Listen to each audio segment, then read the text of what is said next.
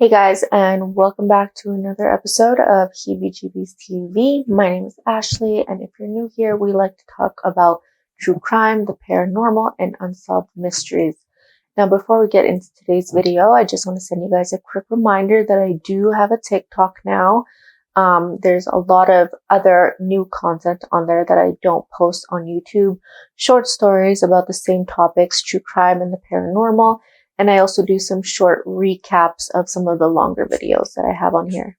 Alright, so today's video is actually going to be a paranormal one. I haven't done one in a few weeks, so I figured it would be time to go back to that side of the channel. And today's topic is actually going to be about jinns. So what are jinns? Well, growing up, I did not know what a jinn was. I had never heard about it until I had a lot of friends from the Middle East, and they would constantly talk about these things that were called jinns, and I was just so confused about what they were till I kind of figured it out and I put it all together.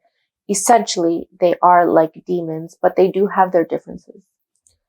So according to my research, the word jinn can mean a few different things. It could end up meaning to hide or to adapt from a more conservative approach, but scholars seem to believe that it means something more like beings that are concealed from the scenes. The origin of the word jinn is also heavily debated. Some scholars think that it derives from the Latin word genie, which essentially is a guardian spirit or a more positive spirit, but that isn't it. The entire origin story of where jinns came from, why they came from there, or anything really about their originating presence is heavily debated, and no one seems to fully understand how they came to be. So jinns are predominant in the religion of Islam. And if you take a look at the Quran, which is essentially their version of the Holy Bible, you can see that it does come up a few times. In the Quran, it describes jinns as being otherworldly creatures that cannot be seen by humans. And interestingly enough, it also says that these jinns have reasoning skills. They're able to choose between right and wrong, good and bad, and they also have free will. It also says that they inhabit dark caves, dark areas, anywhere that seems to be somewhat abandoned. And also, shockingly, they have the ability to reproduce. They have the ability to marry, produce offspring, even drink and shapeshift, which makes them a very terrifying force. According to El-Zine, who are pagan Arabs and believed in the occult, they worshipped the jinn. They believed that the jinns were masters of the elements and also had godly powers. There are many interpretations of what a jinn could possibly be, but the consensus, and one of the few things that everyone seems to agree on, is that they can both be good or bad spirits and that they also have shape-shifting abilities. And part of these shape-shifting abilities is also being to transcend from one reality to the other and even taking human form. Another common belief is that there are multiple types of jinns the same way there are multiple types of demons. So if you guys are aware of the paranormal and just demons and the possession stories that are out there, oftentimes people are possessed by demons that have different names. And the same thing goes for jinns. There are different ones with different names. Some of them are more powerful than others. And the leader of the jinns is said to be called Iblis, and he's often compared to Satan himself. Most also tend to believe that jinns have the power to possess human beings the same way demons do. And there's plenty of these stories in the Islamic community to back up these claims. And it's said if a jinn is able to possess you, then the human loses all ability to think and speak for themselves. Now, this is a story that I came across about a jinn possession. And if you guys just go on Google or even on Reddit, you'll find dozens of other stories that will lead you to believe that these things could very possibly be real. So this is the story of a young schoolgirl that witnessed another student being possessed by a jinn. So this girl here, she was a witness to the entire altercation. And there was a school bully that was just known for tormenting the other students. And one day, this bully had picked a certain student that had a particular necklace on. So the bully, just doing what a bully does, ended up grabbing the necklace, ripping it from the student, and it ended up breaking. Then, out of nowhere, The girl said that the bully started choking on something that she couldn't see. When they figured it out, they realized the bully's tongue had actually swollen multiple times its size, which was preventing them from breathing properly. And the student who originally owned the necklace completely changed. It was said that this student ended up speaking in a very dark, demonic voice and claimed to be a jinn. It was only after this entire thing happened that it was discovered what the truth was behind the necklace. That particular necklace was given to the family of the student by a shaman, and inside one of the portions of the necklace was a cursed jinn that was placed in there and essentially locked up. And when the bully ripped the necklace from the student, it ended up freeing them. Now, the process to remove jinns from someone is very similar to an exorcism, like the ones we see in all of the movies in Hollywood and across Catholicism. It includes reciting multiple verses and passages from the Quran, but it also includes apparently beating the jinn out of the person. This particular portion is heavily debated because a lot of people don't condone that particular behavior. Some people believe that beating the jinn out of someone doesn't actually harm the person that's possessed because they won't feel the pain. The only thing that will feel the pain is the jinn. But there are plenty of people that do not agree with this and think that it shouldn't be done when trying to exorcise a jinn from a person. There are also plenty of other things used in the ceremonies to protect people from the jinn as it's being removed from the person's body. And a few examples of these are things like beads, incense, bones, and salt, and even animal teeth to scare away the jinn. So what would cause someone to be possessed by a jinn? Well, in the same way that demons possess people that are usually in a weaker state of mind, there are certain qualifications that make it easier for someone to be possessed by a jinn. And there are 3 reasons. The first would be oppression. This would be because the jinn wants to control you, they don't like you, so they want to oppress you. The second reason would be love, because jinns have the ability to feel.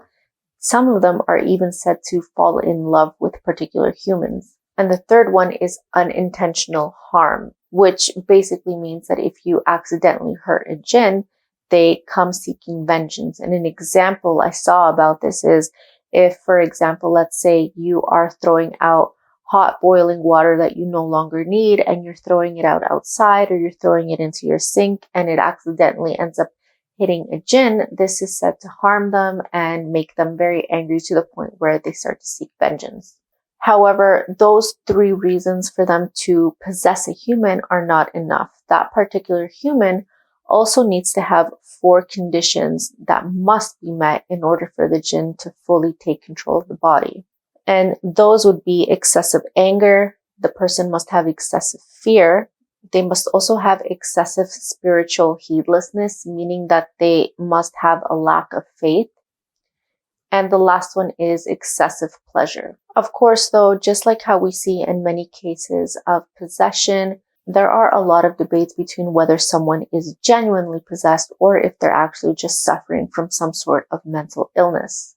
A lot of the behavior involved in mental illness and possessions do cross over. For example, there are a lot of screams, odd behavior, unnatural strength, and these could all be results of schizophrenia, schizohysteria, organic brain syndrome, and those are just a few of the illnesses that could explain some of these behaviors. Today, though, jinns are experienced all over the world. Jinn hauntings are stories that are not just limited to the Middle East.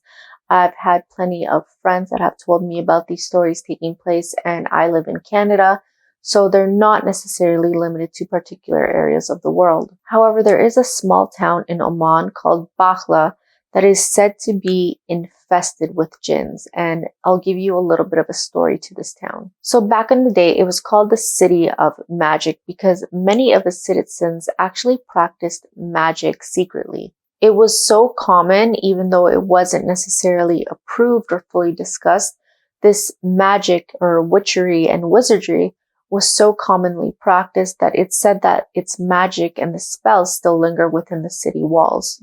Stories have been passed down through generations, and of course some of them are more famous than others, And I'll give you guys a story here for an example. There is a story of a man that was said to have practiced magic in Baghla 1400 years ago. Unfortunately, because this does go against Islam, he was stoned to death, but it's said that his spirit still haunts the town.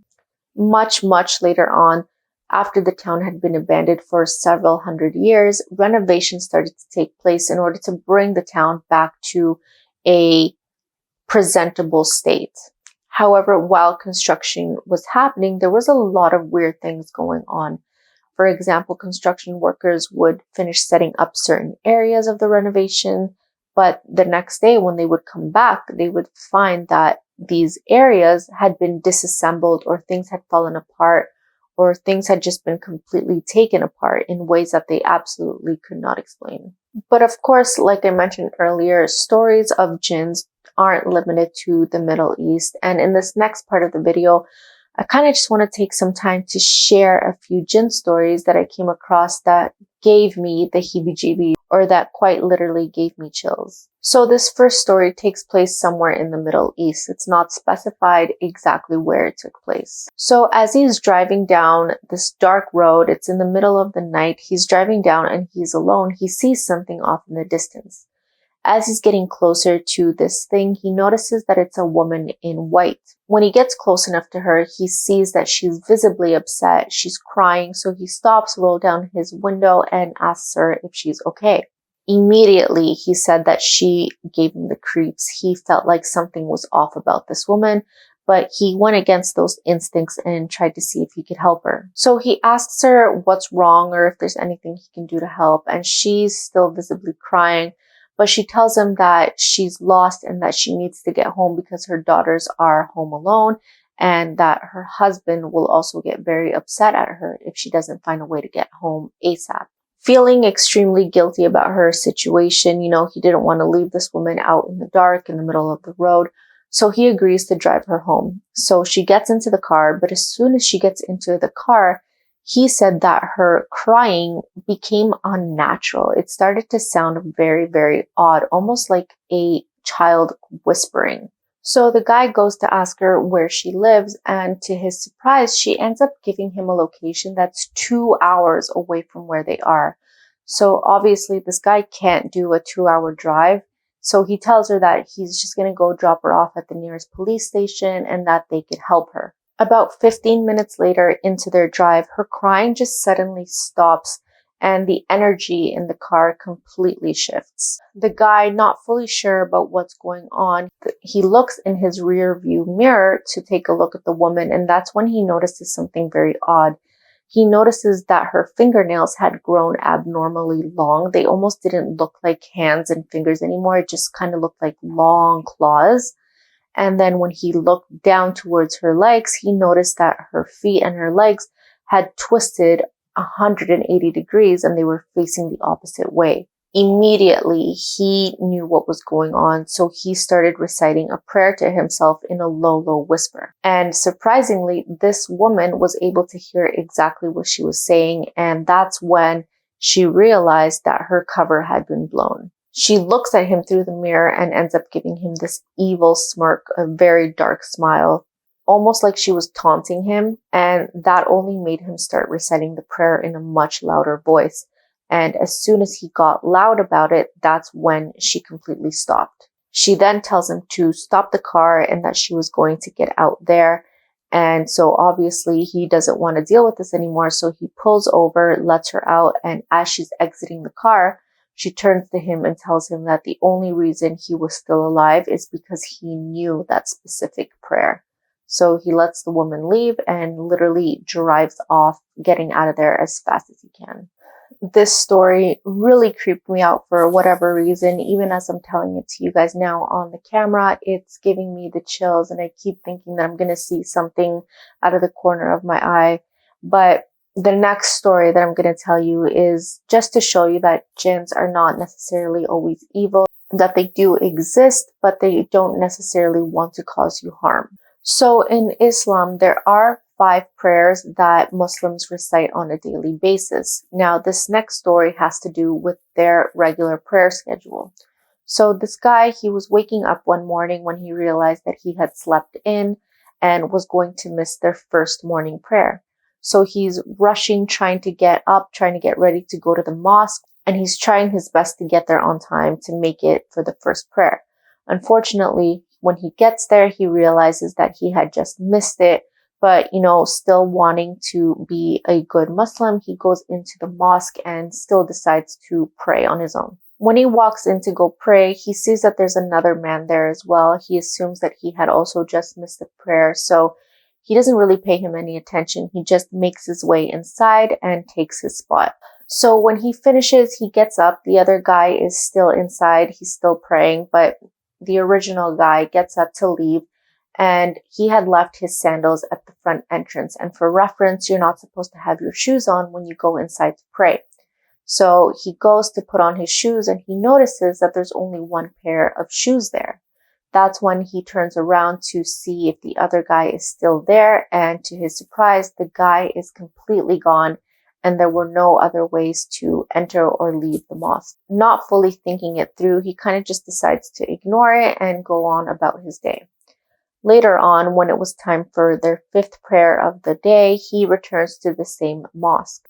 So right before the prayer was about to start, he goes to the imam, which is like their version of a priest, and tells him about the strange story that had happened to him earlier that day. And to his surprise, the imam ends up telling him a very shocking story. During that first morning prayer that he had missed at the beginning of the day, the imam ends up telling him that it was just him and two other men in the mosque that morning. So the imam turns around and starts reciting the prayer, expecting to only hear the two men behind him.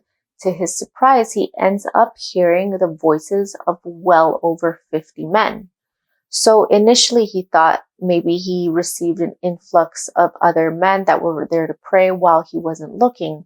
So after the prayer was over, he turns around and he only sees the two original men he had seen at the beginning, and they were said to have been shaking in absolute fear because they also heard the voices of the other man that no one could see. So those are just some story examples that I could find online for you guys to, open the discussion about jinns and the experience that some people have with them.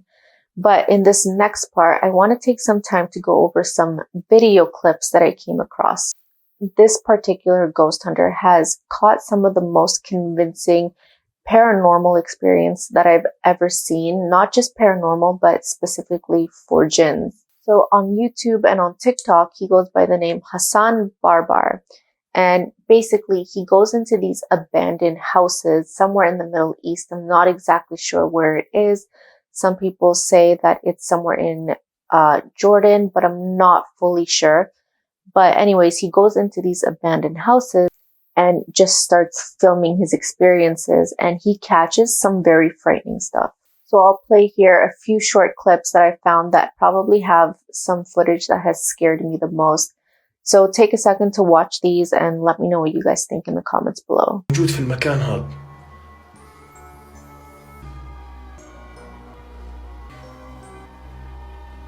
طب اظهر لي إذا أنت موجود، اظهر أو أعطيني أي إثبات.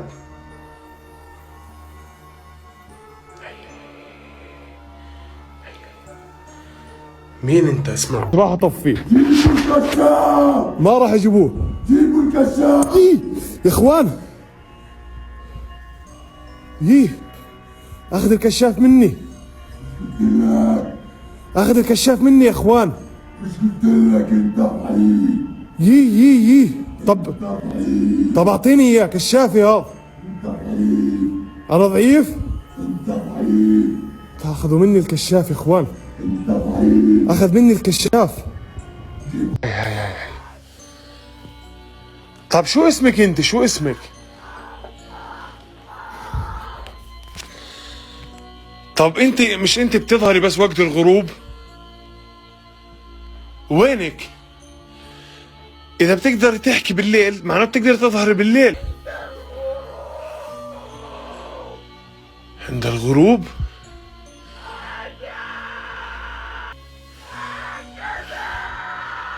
كيف؟ Personally, after watching those videos, I believe that jinns definitely do exist, but there's something that we might not fully understand. There's a lot of similarities to jinns. I think I made that quite clear throughout this video. There's a lot of comparisons that could be made, and overall, they are something that should be kind of feared and respected at the same time. And honestly, to avoid getting into further trouble with that, I would definitely refrain from going into these haunted locations or playing with any sort of spiritual tools that might invite these things or make it easier for them to gain access to your psyche. From what I've been taught from my family, we do have a Catholic background, so these things definitely respond to a lot of negative energy. So it's best to try to remove that sort of energy from your life, and also avoid reciting their names or just the word of what they are, because they end up responding to that quite a lot. It gives them more energy and it helps them manifest a lot quicker. The best way to probably avoid them would be to really hold on to your faith, whatever it is you guys believe in, and just do not play with any sort of dark stuff. It's just completely unnecessary and unsafe. So with that, I leave it up to you guys. Are jinns real? Are they not? Are they a figment of our imagination?